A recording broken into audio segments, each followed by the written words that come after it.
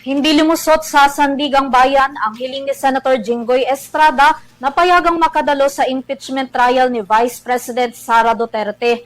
Inilarawan ng Sandigang Bayan na ang hiling ng senador na isang pansamantala ang pagkalaya kung papayagan siya sa kanyang hiling dahil tatakbo ang trial ng nasa 70 araw. Narito ang balita ni Crisa Lopez.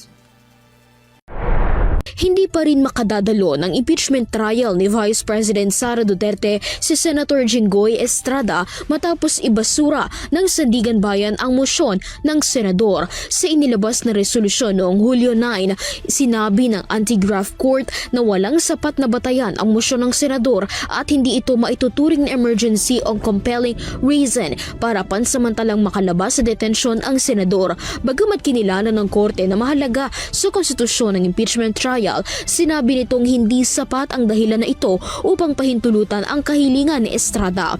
Ayon pa sa Sandigan Bayan, kung papayagan siyang dumalos sa mga pagdinig na inaasahang tatagal ng higit kumulang 31 linggo para na rin umano siyang nabigyan ng tuloy-tuloy na leave mula sa detention.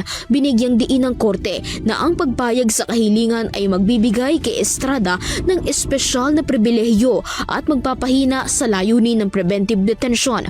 Idinagdag pa ng Sandigan Bayan na magiging mistulang malaya na rin ang senador habang patuloy na nililitis ang kanyang mga kinakaharap na kaso.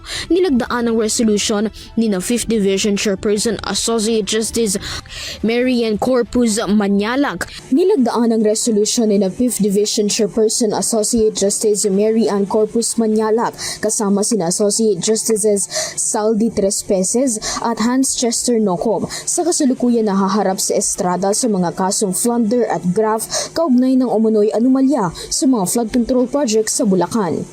Para sa Hero TV News, Crisa Lopez, sumasaludo sa bawat Pilipino.